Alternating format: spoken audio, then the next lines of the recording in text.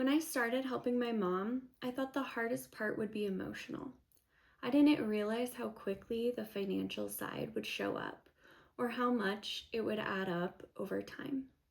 My name is Stacy, and I share real-life guidance and support for navigating caregiving, from the practical steps to the emotional side that people don't always talk about. When we think about caring for aging parents, we usually think about the emotional side, the stress, the responsibility, the decisions. But what caught me off guard was how many small financial things started to show up over time. It wasn't one big expense all at once. It was more like a slow leak. And over time, that leak starts to matter.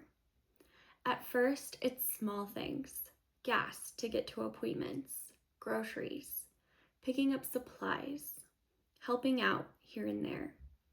And individually, none of it feels like a big deal. You think, it's fine, I've got it.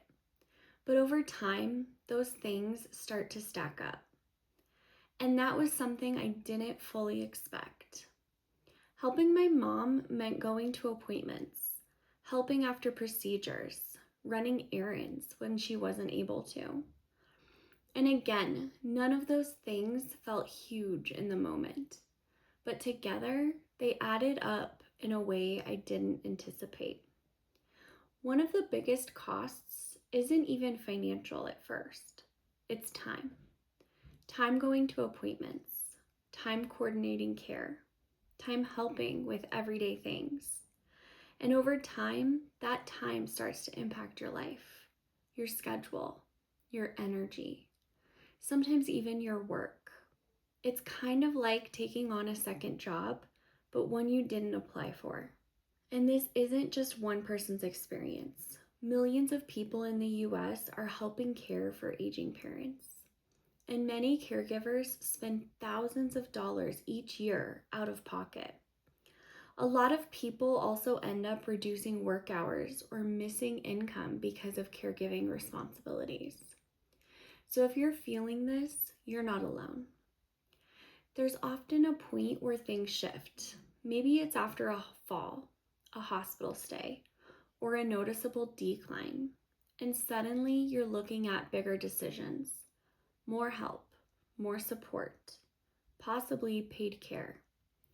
With my great aunt, it wasn't until she was in the hospital that we were able to transition her into memory care. And that's actually really common. Sometimes it takes a moment like that for everything to become clear. What makes this even harder is that money and caregiving are deeply connected to emotion. You might wonder, should I be paying for this? How much responsibility is mine? Is this fair? And if you have siblings, those dynamics can make it even more complicated. Because it's not just about money.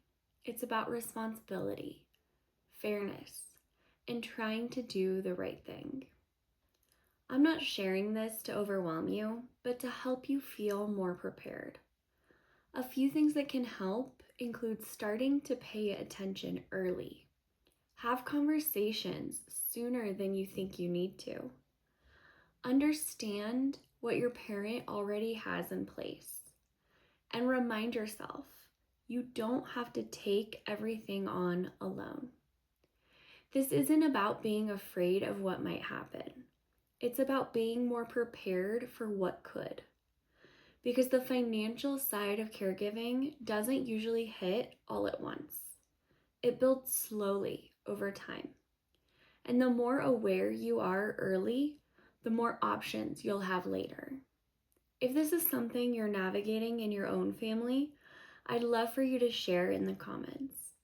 And if you'd like more guidance on caring for aging parents, please subscribe to the Aging Parent Guide. In the next video, I'll be discussing what to do after your parent has a fall. I'll see you next time.